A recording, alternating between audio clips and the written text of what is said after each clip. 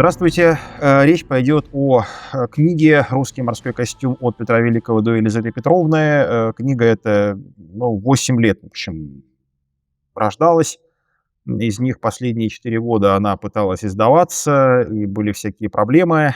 Ну и сразу же скажу, что на сегодня уже есть задумка сделать второе издание, потому что накопилось уже много материала дополнительного. Плюс к этому сознательно вполне в этой книге были опущены сюжеты о костюме гардемарин из-за объема. И сразу же отказался я от костюма морской пехоты, потому что, и так, в общем, есть монография Кибовского, но она тоже там на самом деле уже можно много чего написать сверху. Но просто иначе эта книжка издавалась бы 12 лет там, или 15, и мы бы ее все еще не увидели. Поэтому хорошо, что есть такой промежуточный результат. Проблему надо начинать с источников, и, казалось бы, источников очень мало, потому что если так вот навскидку начать что вспоминать, то казалось, что их почти нет.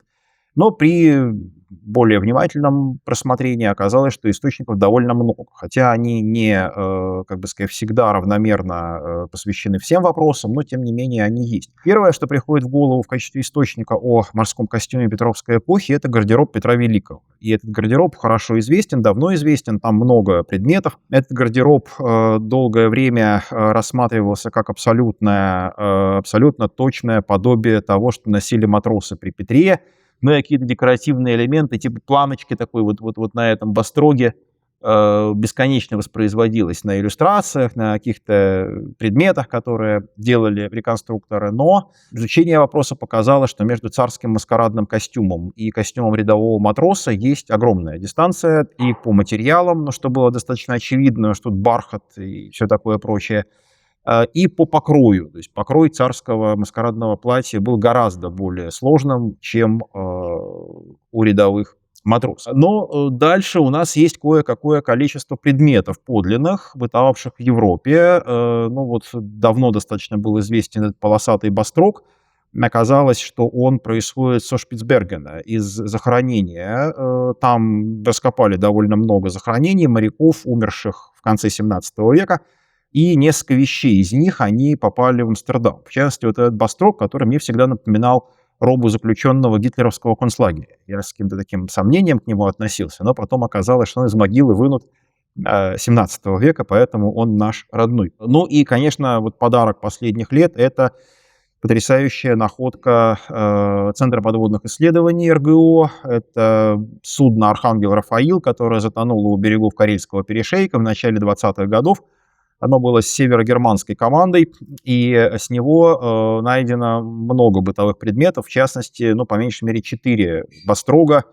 Один из них здесь представлен, и вот это действительно вещи, которые носили матросы. И тут видны прекрасные следы бытования, типа такого косой потертости на спине, потому что, видимо, вот она, эта косая потертость, видимо, владелец тормозил какую-то снасть постоянно спиной, и эта протертость у него, причем он был правшой, явно через правое плечо тормозил. И вообще там много любопытных следов износа, причем есть как бастроги чисто парусиновые, так и парусиновый бастрог на суконной подкладке, то есть на сермяжной подкладке, говоря языком эпохи.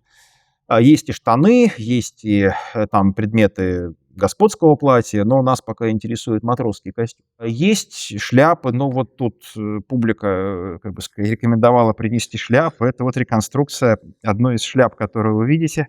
Пожалуйста, можно померить. Это матросская полукруглая шляпа. Она регулируется по объему веревочкой, что достаточно удобно. И аналогичная шляпа есть в гардеробе Петра I, полукруглая. Вот эта вытянутая шляпа, она на изображениях встречается реже гораздо. То есть, видимо, полусферическая шляпа для первой половины XVIII века была более характерна. Но цвет ее, правда, был почти черным. Вот этой светло-серой шляпы, она очень сильно выленила. Там изнутри видно, если заглянуть в петли вязки, видно, что она была очень темного коричневого цвета.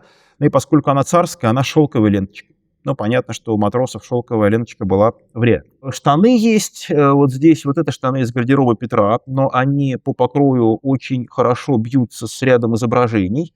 Но вот есть изобразительные источники, скажем, розенборгский рельеф издания, который изображает матросов в штанах очень близких по покрою вот к этим штанам, которые носил Петр Великий. Но это для сравнения обычные кюлоты узкого покроя, которые бытовали уже в дворянском гардеробе 20-х годов XVIII века.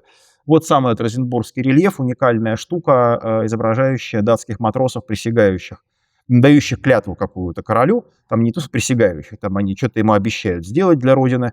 И выше это изображение рельефа в существующем виде, а внизу это версия реконструкции раскраски этого рельефа, которая была сделана одним польским коллегой, который в Дании написал диссертацию как раз об облике североевропейских моряков той эпохи, о которой идет речь. Но изобразительные источники, казалось бы, в виде масляной живописи, их масса, есть бесконечное количество голландских картин с кораблями, но если мы попробуем найти там моряков, то нам придется брать лупу и искать этих моряков буквально днем с огнем. Но вот это еще не это фрагмент картины небольшой, изображающий стопушечный корабль, а это еще увеличенная часть этого фрагмента, на который можно рассмотреть моряков. Но поскольку законы жанра предполагали достаточно детальное отношение к мелким подробностям, то зачастую мы можем рассмотреть детали, важные костюмы моряков на подобных изображениях.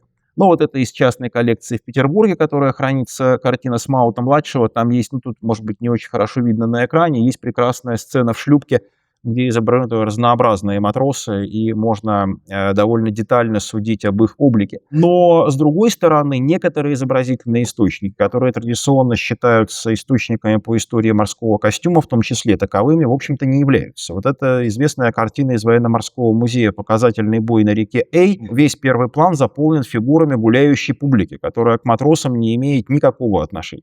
И матросов нужно искать где-то в глубине картины, частично скрытыми бортами судов различных или различными там деталями. То есть это не облегчает нам подобное изображение нашей судьбы. Но, к счастью, есть гравюры, раскрашенные, черно-белые, с достаточно детальным изображением европейских матросов.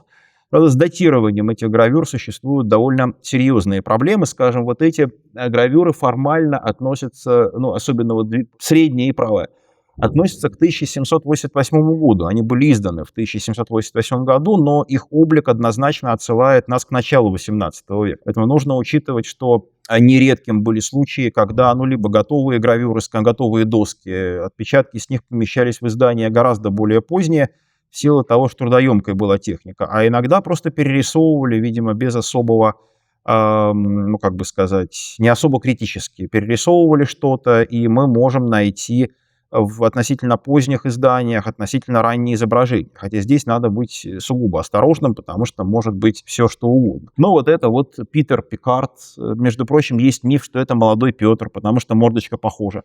Но это вот этот принцип атрибуции портретов Лермонтова, что если это гусар, то это Лермонтов, а если это в бакенбардах мужик, то это Пушкин. Но этот, к счастью, мы уже пережили этот период, когда у нас таким образом атрибутировали портреты.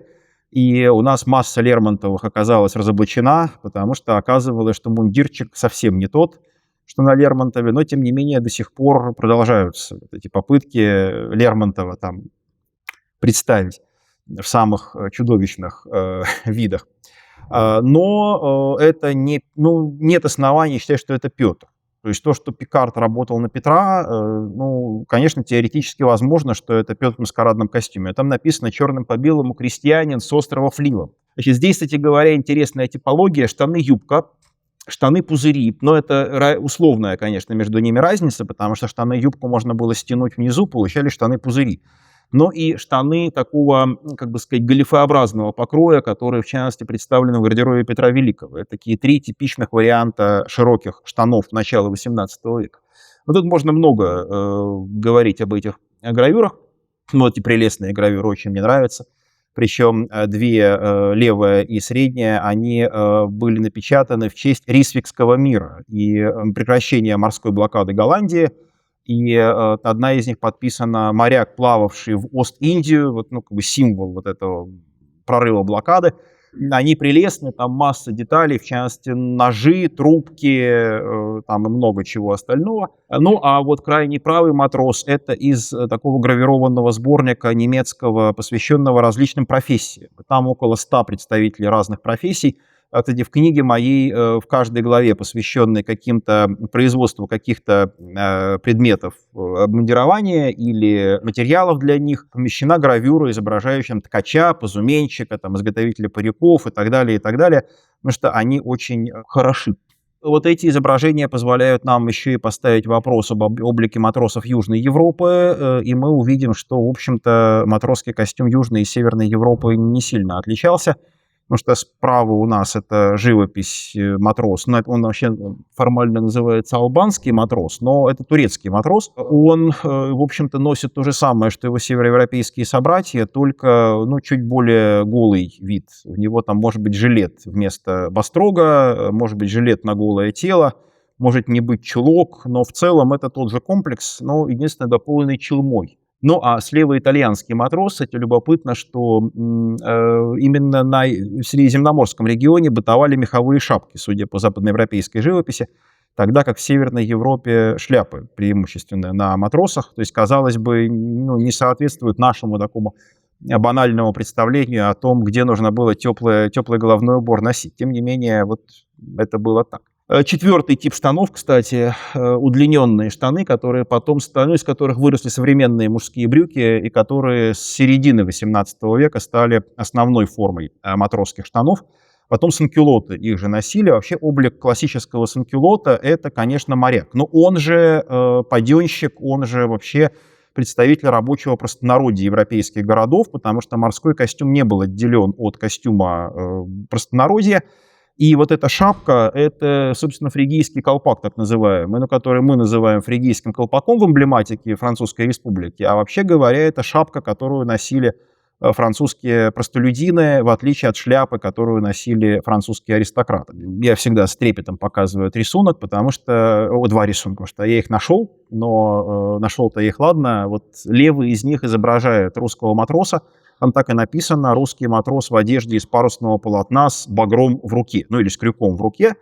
Причем, я думаю, что датировать можно 1720 годом примерно. Тут там на самом деле есть возражения против датировки, может, она чуть более поздняя, но сам комплект, он тянет нас скорее к 10-м годам XVIII века, то есть потом уже в 20-е годы этот комплект начал выходить из употребления, такой чисто парусиновый. И здесь мы видим и штаны-пузыри классические, и прекраснейший кушак, и шляпу вот эту как раз полусферическую, то есть полный набор элементов. А это крестьянин, он плотник, безусловно, у него есть топор и скобель, но я хочу верить, что он корабельный плотник, но это нигде не написано. А подпись просто «Русский крестьянин».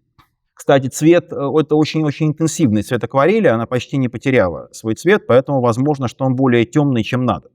Но это уже детали.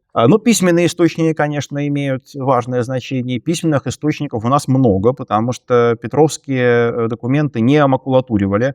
Там очень хорошо видно, в военно-морском архиве в частности, насколько мы зависимы от прихоти каких-то людей, которые во второй половине XIX века что-то омакулатурили. Или в XX веке. Но там первая волна была при Константине Николаевиче, конечно, генерал-адмирале, потому что петровские документы не тронули, и в них много документов о костюме. Дальше документы времен Ивана Антоновича, и плюс-минус некоторый период, они были документы с известным титлом, они были на особом режиме хранения, их тоже не тронули. И там тоже вот эти рубеж 30-40-х годов у нас много документов о костюме. И еще в 30-е годы в начале, потому что воинская морская комиссия непосредственно занималась вопросами костюма. А в 40-е годы резко падает количество документов, и 50-е, посвященных костюму, а в екатерининское время там вообще пустынь. Я вот сейчас занимаюсь этим временем, там, видимо, просто взяли и все в печку. Поэтому, как ни странно, Петровская эпоха, она лучше задокументирована, чем, скажем, Екатерининская, применительно к вопросам обмундирования моряков. Это выписка из приговоров Государственной адмиралтейской коллегии. Они еще назывались приговоры, но принято их протоколами еще называть. И там вот даже есть следы, видите, сшивки, которые в свое время все это было прошнуровано, пронумеровано и опечатано. И дальше мы уже переходим непосредственно к выводам. Нужно, во-первых, сказать большое спасибо Андрею Анатольевичу Троню, без которого эта книжка потеряла бы всю свою красоту и половину своего содержания, потому что он действительно человек, который задавал правильные вопросы и знал, ну, как это нужно изображать. С ним работать было одно удовольствие, я надеюсь, что мы еще продолжим. И реконструкции принадлежат его кисти, это акварель отсканированная, это не компьютерная графика, это огромная работа. Здесь мы видим, ну, типичных представителей нашего флота десятых годов. Это 3 матроса в бастрогах разных цветов, черном, синем и голубом. В какой-то момент, видимо, Петру пришла в голову мысль сделать цвет бастрога знаком различия между статьями. Но, по моему ощущению, это не была реализована реформа толком, потому что заказывали эти бастроги в основном в одинаковом количестве.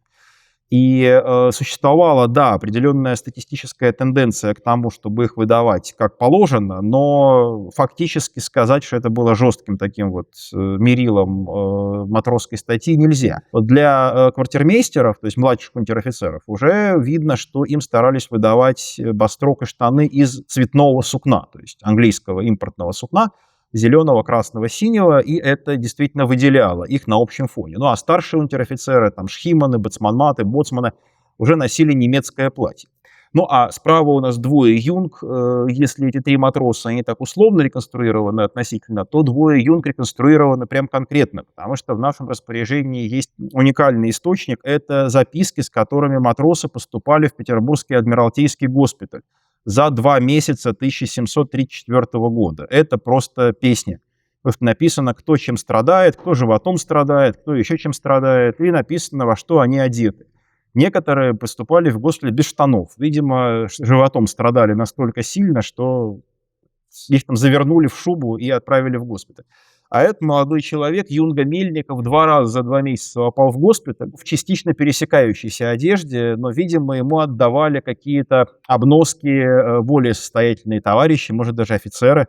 У него были даже башмаки с пряжками, у него был бастрок красный от английского сукна. То есть юноша был одет относительно прилично, хотя юнги были самой обиженной категорией.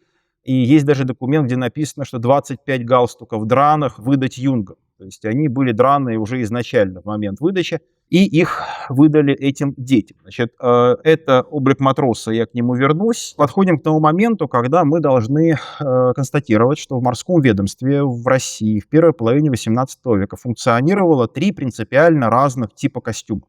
Первый костюм – это матросский костюм, вот, который вы перед собой видите, который являлся пересаженным на русскую почву костюмом западноевропейских матросов, ну и вообще простолюдинов европейских городов.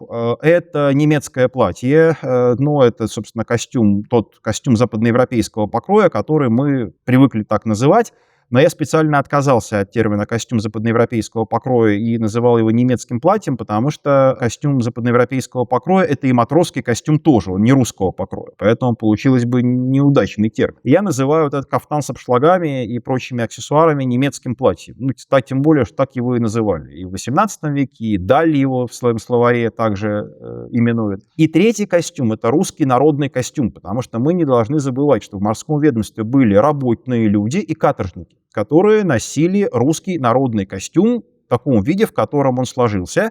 Более того, этот костюм был даже частично регламентирован народный, потому что им выдавали определенное количество материалов, рассчитанное для пошива из них народного костюма, а не какого-нибудь другого. И тут даже возникают сложности, потому что, например, шведские пленные снабжались по нормам каторжников. И им выдавали столько же сукна, сколько каторжникам выдавали на пошив армяка, скажем, и штанов. Но вот что шили шведские пленные из этого материала, мы не знаем. Потому что вообще сшить европейский кафтан полноценный было точно нельзя, и штаны из этого материала. То есть, ну, может, они как-то выкручивались. Но у нас нет каких-то прямых указаний на то, что они носили. Так что у нас есть 3 типа костюма разных, и это только один из них. Это тот костюм, который до середины 17 века, в общем-то, был общеевропейским костюмом, его носили и господа, и простолюдины, но потом Людовик XIV произвел костюмную революцию, он придумал длиннополый кафтан с обшлагами, парик, и дворянство резко перестроилось, а народ продолжал носить вот этот комплект. а потом он постепенно перешел в то самое обличие санкюлота, которое уже мы встречаем в конце XVIII века. Вот здесь мы видим разновидности матросского костюма. Начнем с матросского костюма. Понятно, что у нас есть проблема с регламентацией. Не буду объяснять, я думаю, что всем очевидно собравшимся, что степень регламентации форменной одежды изменялась. И в конце XVII века мы сталкиваемся с первыми попытками регламентации, когда, например, покрой, в Европе, если брать, покрой не упоминается, потому что он очевиден, регламентируется цвет. Потом постепенно увеличивается степень регламентации, причем она зачастую выражается не в виде словесных описаний или рисунков, потому что образцовые рисунки, конца XVII века, пожалуй, наверное, только во Франции существовали, где было относительно много людей, которые могли рисовать.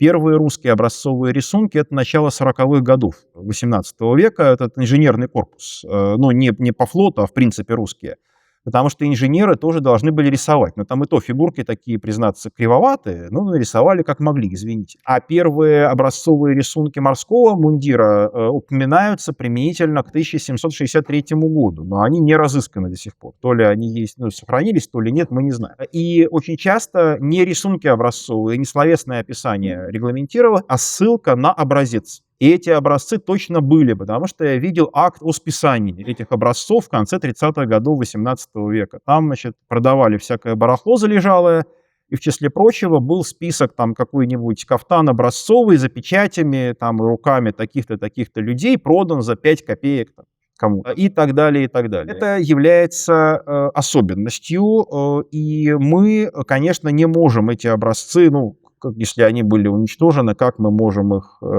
казалось бы, реконструировать? Но у нас есть сведения о материалах, которые отпускались для пошива тех или иных образцов. Мы можем сравнивать ситуации, когда они отпускались на известные нам по покрою предметы, типа немецкого платья, понимать, во всяком случае, меньше моряки получали на свои специфические вещи или больше, как правило, меньше, и делать из этого какие-то выводы, что позволяет все-таки немножко маневрировать. Но еще одной формой регламентации было массовое производство. То есть если у нас в 10-е годы моряки начинают получать тысячи и десятки тысяч предметов, то понятно, что сшить 10 тысяч бастрогов, чтобы каждый был разным, было невозможно. Понятно, что они были одинаковыми по покрою, и понятно, что нормировался расход материалов, и естественно, что они должны были быть единообразны, уже исходя из принципа их производства. Поэтому здесь является очень размытой граница между костюмом и мундиром. Почему книга называется «Костюм», а не «Мундир»? Вот мы тут с Доценко виделись несколько дней назад, и он настаивал на том, что это мундир, гордое слово. Но, понимаете, если мы будем пытаться спекулировать на тему, где начинается мундир, мы очень далеко уйдем. То есть написать можно по этому поводу толстые тома, но, в общем, боюсь, что толка от этого особого не будет. И даже регламентация конца XIX века, она будет сильно проигрывать, например, современным техническим условиям. А с другой стороны, современные технические условия есть, и посмотрите кадры со спецоперации. Я там не видел 2 одинаковых камуфляжей. И там каждый человек, попадающий в кадр, казалось бы, 21 век, тут полное единообразие должно быть в чем угодно. То есть полный простор для фантазии. Не говоря уже о нерегламентированных предметах, типа сидушек и всего остального, ножниц вставленных в карманы бронежилетов, карабинов на загривке бронежилета и так далее, и так далее. Поэтому в целом я бы относился к понятию регламентированный костюм или мундир достаточно скептически. И скорее отталкивался бы от каких-то жизненных реалий, нежели чем от умозрительного идеала, который существовал на бумаге, но который в жизни не существует. Понятно, что моряки носили каким-то образом какие-то сочетания своей одежды. И, судя по всему, самым легким вариантом была пестрединная рубаха и порты. Но пестрить — это вообще некая ткань из белой и синей нитки. Но какого она была вида, мы не знаем. И я предположил, что это была перелучка. То есть это была ткань, у которой основа, скажем, белая, а уток синий. Или, в принципе, основа могла быть синяя с белым пополам, уток чисто белый.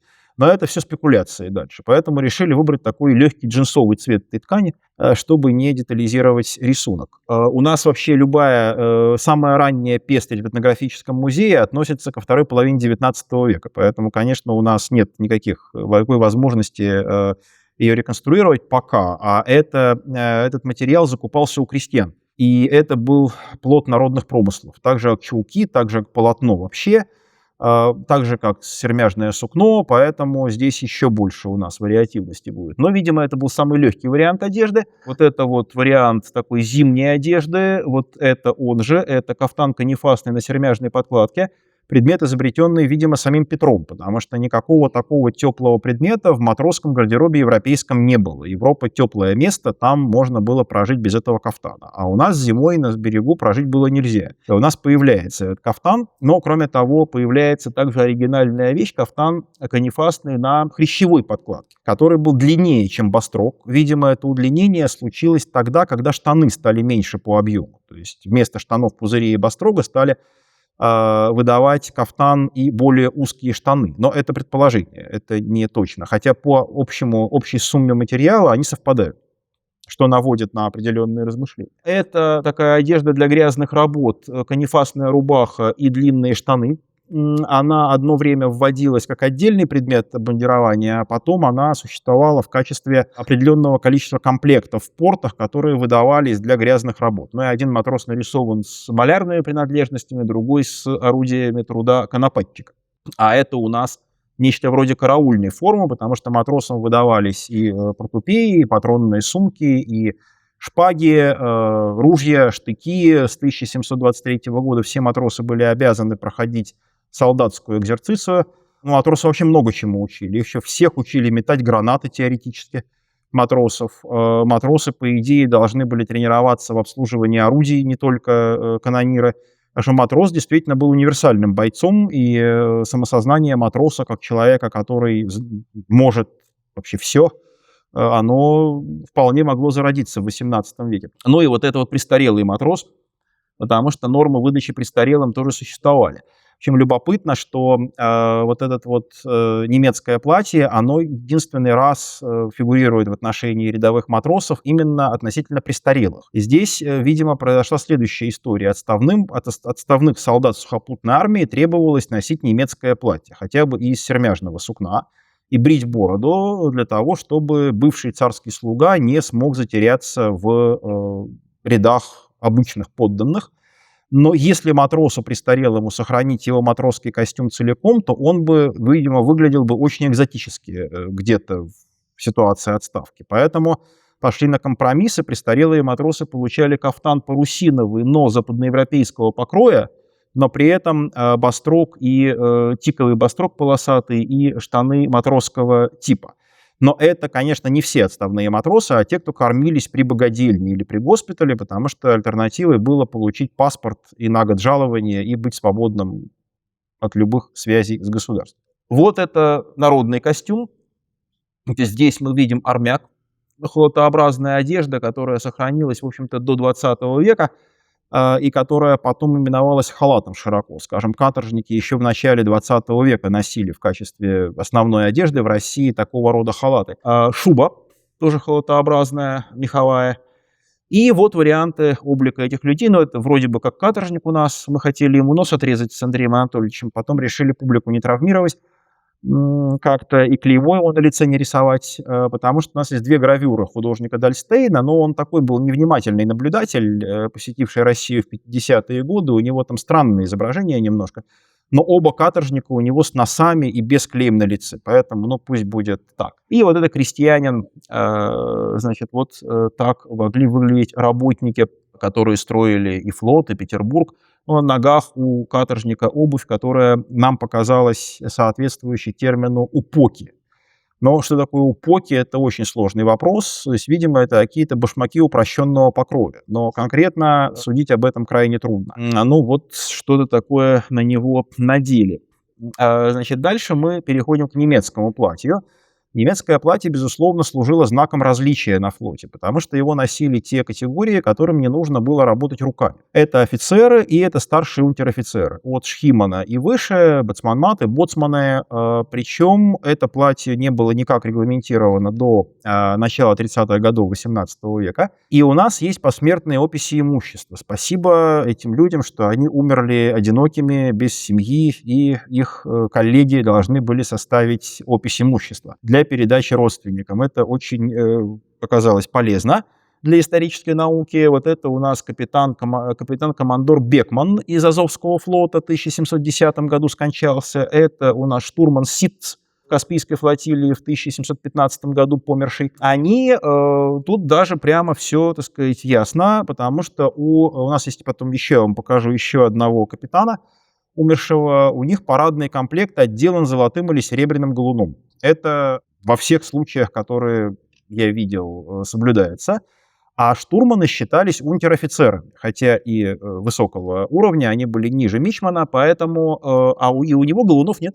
У него просто серый комплект из качественного голландского сукна. Хотя в целом это офицерский костюм, но может быть немножко архаичный. Эта круглая шляпа в 1715 году смотрелась уже немножко немодно, но тоже без галуна.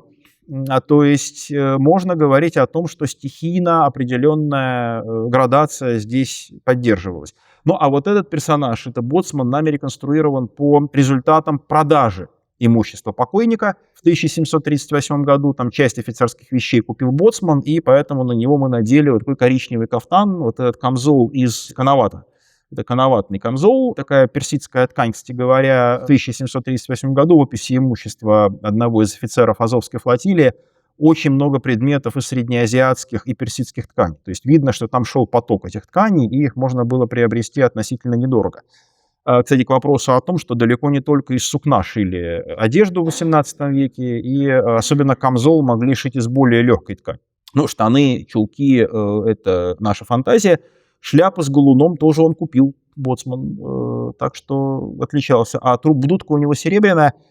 Дудки вообще до середины 19 века, видимо, были серебряные, потому что в русском флоте дудка медная была регламентирована только в 1874 году и стала выдаваться из казны. До этого дудки делали сами. Есть английские аналоги 30-х годов 18 века, серебряные, которые выглядят так же, как современные.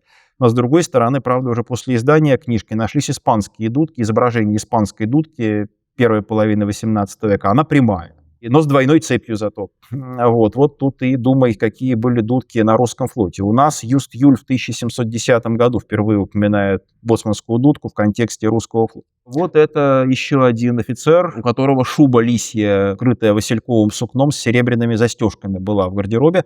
Но понятно, что иностранцы обзаводились теплой одеждой. Ну, а это лейтенант артиллерии Арзамасцев, скончавшийся в 1738 году. У него вот песочный сюртук на мерлушковом меху фигурировал, и белая японча, и бархатная шапка еще была. Кстати, там интересная история с обувью, какая-то прям загадочная, потому что обувь даже в богатых описях имущества встречается далеко не всегда. Я консультировался с этнографами, этнографы ничего не могут сказать относительно каких-то особых обычаев, связанных с обувью покойников в XVIII веке.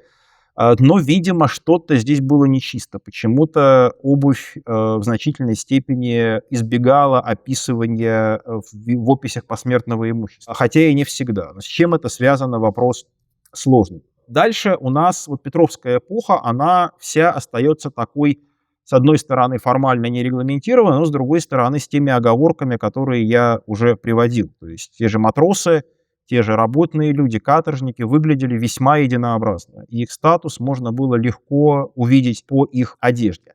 Что касается регламентации такой формальной, то первый этап наступил в конце 20-х годов, связан, видимо, с именем адмирала Сиверса. Он начал регламентировать костюм некоторых категорий унтер-офицеров, в частности, унтер-офицеров морской артиллерии, это сержант и капрал. Вот у них появляются эти галуны, однорядные у капрала, двухрядные у сержанта. Это аналог сухопутных галунов. Кстати, когда на флоте задумались о галунах, то запросили ингерманландский полк. Из ингерманландского полка, у них линейки не было в ингерманландском полку, но прислали бумажную полоску, приклеенную к делопроизводственному документу, где написано, что у капрала такого-то и капрала такого-то вот такой ширины галун. Ну и галун там ровно дюйм, можно сказать. Ну, в общем, плюс-минус дюйм шириной. Но вот к вопросу о том, что измерительные приборы простейшие были дефицитом. У всех, кроме ученых-моряков. У моряков циркуль-измеритель точно был. Но вот насчет линейки не уверен. И это костюм, аналогичный костюму сухопутной артиллерии, потому что черный приборный цвет появится в артиллерии только в 30-е годы XVIII века.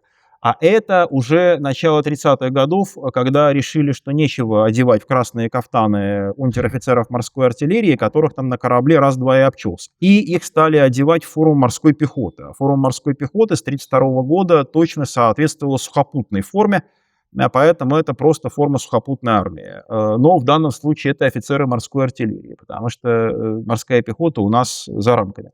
Ну и, конечно, музыканты, особенно некоторые их категории, они были предметом особой заботы. Это литаврщик. Их полагалось всего 5 человек по штату на флот, 3 на корабельный, 2 на галерный, на адмиральских кораблях, и они должны были придавать пышность всему процессу.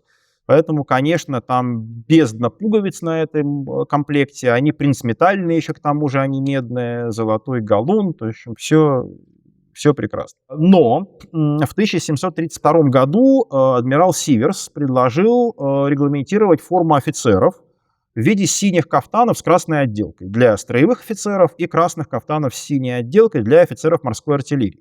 Эти кафтаны должны были пошить к приезду Анны Ивановны в Петербург, который планировался на февраль 1732 года. Но что-то случилось, и Анна Ивановна приехала на 3 недели раньше, поэтому пошить все это дело не успели. Но адмирал Сиверс тут же и засыпался. Он там почему-то присягать Анне Ивановне отказывался. Это уже была скандальная история. А потом он представлял, это в «Петербургских ведомостях» написано, это не вошло в книжку, это нашлось уже позднее, представлял Анне Ивановне гардемарин в новом мундире сине-красном около арки на Зеленом мосту или полицейском через море, где триумфальная арка была силами Адмиралтейства сооружена. И Саймонов пишет, что это было неблагосклонно принято почему-то. И дальше Сиверса отправили в деревню на 10 лет. Но хорошо, что не в Сибирь. И вот эта история с сине-красными кафтанами была перечеркнута. Была собрана воинская морская комиссия, которая к 1935 году родила постановление о регламентации парадной формы морских офицеров в виде зеленых кафтанов с красной отделкой. Это чисто сухопутный вариант, но от сухопутного варианта она отличалась наличием богатой галунной расшивки у значительного числа чинов.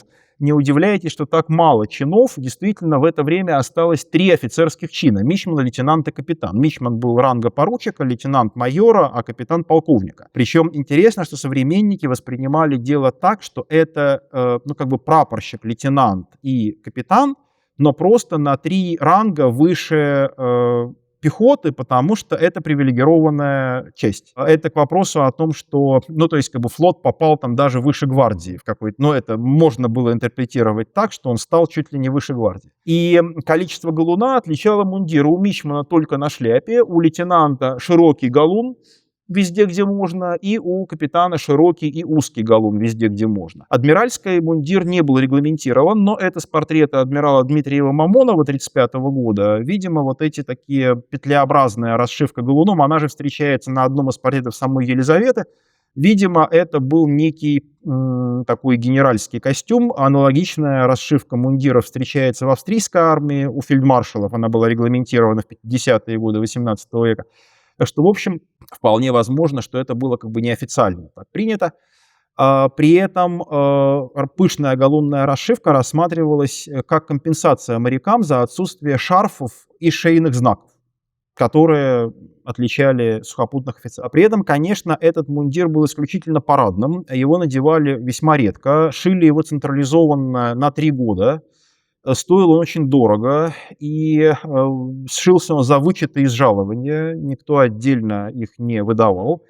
И поэтому в повседневной жизни морские офицеры продолжали носить все, что у них было. А при этом любопытно, что в гроб они ложились тоже, видимо, в саване, потому что у лейтенанта морской артиллерии Арзамасцева в числе в имуществе, которое осталось после похорон, был строевой мундир.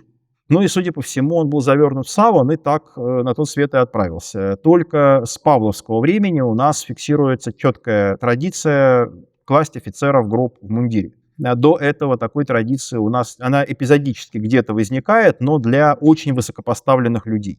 А для рядовых офицеров она, видимо, не соблюдает. Ну и вот здесь вы видите штиблеты. Это такие накладные голенища кожаные, которые были регламентированы для ношения в грязную погоду. Сама по себе система расшивки по чинам является отчасти реконструкцией, потому что прямого ее описания нет в документах, сказано по образцу. Но по некоторым элементам обсуждения ситуации при введении формы 1945 года можно сделать вывод, что система была именно такой. В 1945 году произошла, значит, новая мундирная реформа. Она такая, как бы сказать, вот тут действительно видна рука Елизаветы Петровны. Потому что Адмиралтейская коллегия в 1945 году, когда закончился очередной срок носки трехлетний мундиров, представила императрице, что надо бы какой-то мундир офицерам, и предложила сделать мундиры либо синие с белой отделкой, либо белые с синей отделкой по приличеству Андреевского флага, как было сказано. А Елизавета такую женскую, прям женский дала ответ.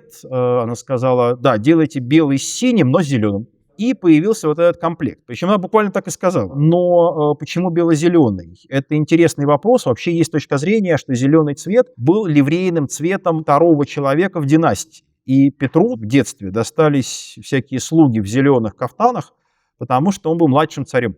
А старшим царем был Иван, у него были слуги в красных кафтанах. И дальше на третьем месте шел синий цвет или васильковый, ну на четвертом, возможно, желтый. Это прослеживается и в иерархии стрелецких кафтанов в какой-то степени, и прослеживается, выйду за рамки немножко этой книжки, в иерархии гребецких одежд, гребцов высокопоставленных лиц. Но видимо, Петру настолько понравился зеленый цвет, или крапивный, как он назывался, что он его сохранил, даже став единственным царем. И потомки Петра рассматривали зеленый цвет как ливрейный цвет династии. И этот цвет сохраняется до павловского времени, то есть придворный штат носит зеленые кафтаны. При Анне Леопольдовне был короткий момент попытки ввести черно-желтые кафтаны по цвету герба государственного. Но это был очень короткий период. И только Павел заменяет кафтаны на красные по цвету Мальтийского ордена. Но это будет уже совсем после того. Поэтому вполне возможно, что зеленый цвет отделки морских мундиров рассматривался Елизаветой как некий оммаж Петру и династическим цветам.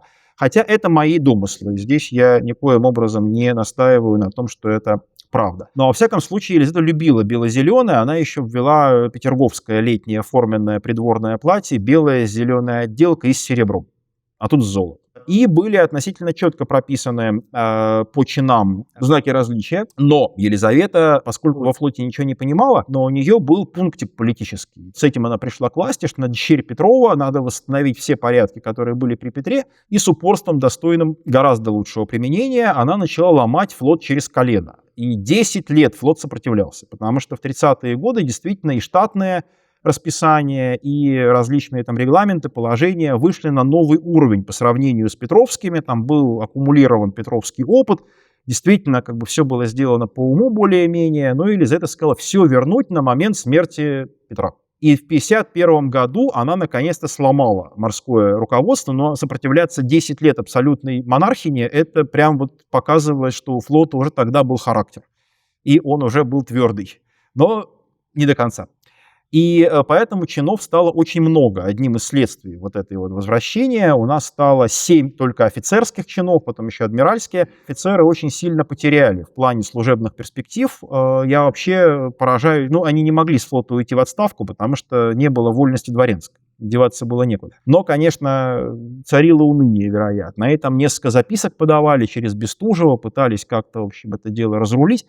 Но только Екатерина уже немножко, так сказать, дала облегчение морякам, поэтому не каждый чин имел особый вариант расшивки. И более того, там пытались сделать разницу между капитанами первого ранга, которые полковники, и капитанами второго и третьего ранга, которые подполковники и майоры, но, вероятно, просто потому, что разница в ширине галуна была очень маленькая, и в продаже такой галун было не найти, то фактически эта разница не соблюдалась. И все обер-офицеры носили один вариант расшивки, штаб-офицеры второй и адмиралы третий. Но эта форма 1945 года была тоже чисто парадной, но это был парадный мундир, который не носился постоянно, а в 1948 году был введен вицмундир.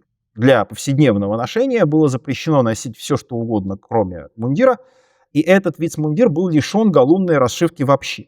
Но тут уже, видимо, офицеры не согласились, потому что тогда по чинам различаться было нечем. И возник стихийно вариант такого вицмундира из комбинации простого кафтана и расшитого камзола.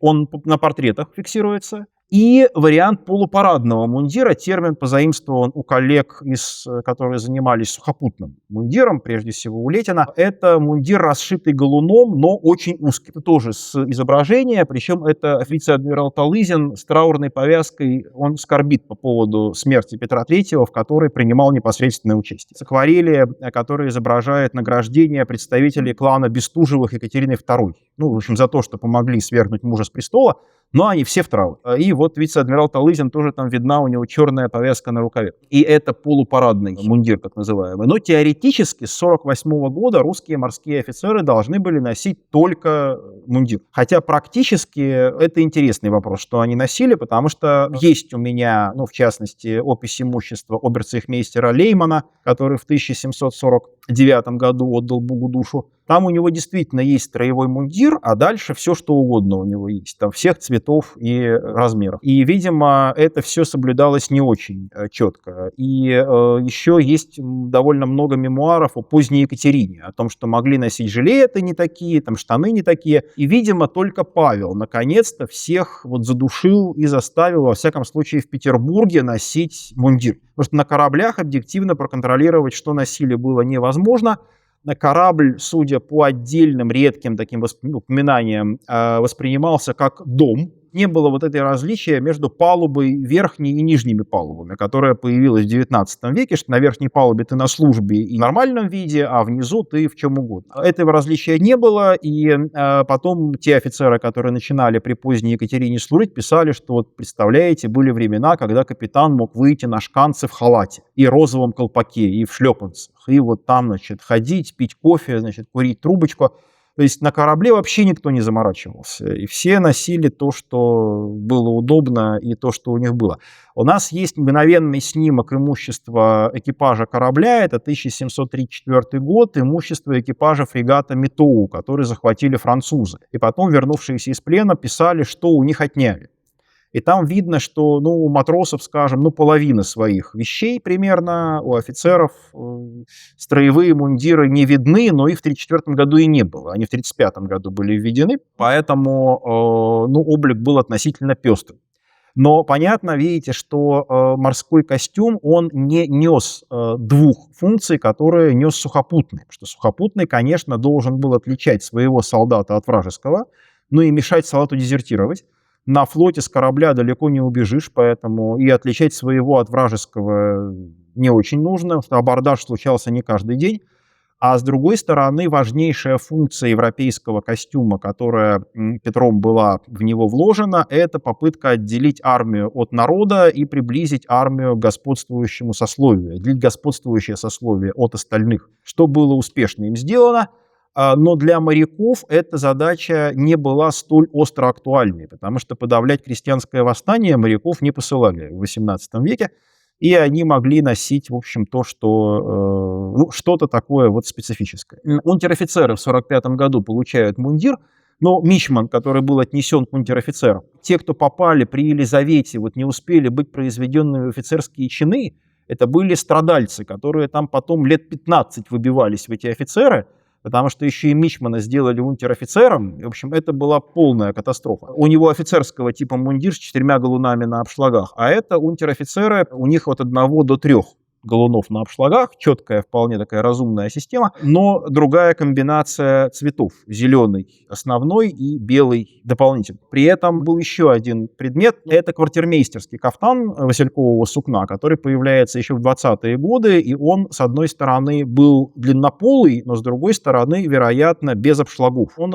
своим видом отражал суть позиции квартирмейстера в иерархии корабельной. То есть, с одной стороны, квартирмейстер уже вроде бы командный командный состав, а с другой стороны он все еще должен по уставу казать в работе пример матроса, то есть он своими руками должен делать. Поэтому вот такой своеобразный кафтан у него был, и этот кафтан в 1945 году был отменен, заменен на вот приличный немецкий кафтан, но поскольку Елизавета в 1951 году сказала все вернуть, то вернули и квартирмейстерам эти васильковые кафтаны. А унтер-офицеры попали в интересную лакуну в законодательстве, поскольку у унтер-офицеров формы при Петре не было, то возвращать их было не к чему. Поэтому после 1951 года они сохранили в эту зеленую с белой форму, но унтер-офицера выше квартирмейстера. И, в общем-то, Екатерина, Петр III начал этим заниматься, он бы, видимо, и довел дело до ума, но поскольку не успел, то Екатерина уже загладила некоторые шероховатости елизаветинского времени, но это вы прочитаете в следующей книжке. А пока одна история, которая вас должна повеселить и поднять национальный дух, что называется. Значит, у англичан в 1748 году была введена офицерская форма, впервые в Великобритании. Вот эта форма, это вот тот самый адмирал Бинг, которого потом расстреляли, это лейтенант Пол Хенри Ури, который, Ури, это напоминает, конечно, героя электроника, но я не знаю, какая связь между ними, он ничем особо не прославился. Вот варианты этой формы, синий с белой отделкой, и в Англии есть устойчивый миф о том, что король увидел вот эту вот даму, Гертруду, герцогиню Бетфорд, в сине-белом платье и сказал морякам тоже вот все носить. Но вот этот портрет, который постоянно приводят англичане, был написан через 8 лет после того, как форма была введена. То есть, казалось бы, миф мы разрушили, но нет. Потому что была еще другая герцогиня Бетфорд, и ее портрет был написан около 30-го года. И это была там связи вроде как с королем, но все равно это миф, потому что морские офицеры сами попросили в петиции себе сине-белую форму. И не король ее придумал. И англичане очень гордятся, что они первыми в мире ввели офицерскую форму. Но мы-то с вами теперь знаем, парадную на флоте, что первыми это сделали в России в 1735 году. А к 1948 году у нас уже был аж второй образец этой формы. При этом тут возникает вопрос, а что, собственно, считать регламентированным мундиром? Мы возвращаемся к тому, с чего мы начали. Я выделил несколько этапов регламентации на материале морского костюма. Первичная регламентация разного вида, потом регламентация парадного мундира наступает. И в этом плане мы первые, впереди планеты всей, мы молодцы. И, наконец, регламентация вицмундира, которая уже окончательно доводит дело до единообразия офицерского состава флота. Вероятно, подобную схему можно нарисовать и для сухопутной армии, но поскольку я ей не занимался, то можно тут помедленнее все это прокрутить. На самом деле наблюдения над западноевропейским морским костюмом привели меня к мысли, что надо писать какую-то книжку и про западноевропейский костюм тоже, потому что пока еще никто обзорные книжки про все страны не написал. А материала там масса, это очень интересно. И, например, тот же Людовик XIV, он фактически сделал флот гвардии, когда он разрешил морским офицерам в 1965 году носить синее сукно и галунную отделку. Причем синее сукно – это цвет королевской ливреи. И это не белое сукно, которое носили армейские пехотные полки французские, не королевские. Королевский полк во всяком случае. То есть это статус. Там еще галуны. Разрешение носить галуны. Его в обычных королевских полках не было в это время. Потому что Людовик XIV боролся с роскошью. Оно было только в гвардии. Тут много можно. Скажем, португальский морской мундир, он вообще был скопирован у Мальтийского ордена, например. Там есть масса любопытных таких. Формально первыми регламентировали расцветку морского мундира датчане, причем они даже ввели различия по эскадрам своего флота. Там красный кафтан с цветными обшлагами разного цвета по 6 эскадрам. Много там было разных нюансов, но если говорить о матросском мундире, то русские матросы, они тоже оказались впереди планеты всей в плане единообразия, потому что в больших флотах типа испанского, французского, английского матросам не выдавали никакой одежды, они покупали ее сами, и в той же Англии только в 1857 году был издан первый регламент, который описывал обмундирование рядовых матросов. Но в Дании, например, матросы регулярно получали обмундирование уже в 20-е годы XVIII века, и европейские путешественники, которые были в Дании и в России в 30-е годы, там есть одно упоминание, что человек приезжает в Ревель и говорит: а русские матросы тоже единообразно одеты, как в Дании. Еще указывает нам на одну проблему, потому что мы все смотрим там на английский, французский флот, иногда на испанский, а на наших соседей, датчан и шведов, мы смотрим редко. А между тем обмен информацией, обмен какими-то решениями происходил в первую очередь со шведами и датчанами, с которыми мы непосредственно взаимодействовали во время Северной войны. Ну вот, позвольте на этом завершить. Я с удовольствием отвечу на ваши вопросы.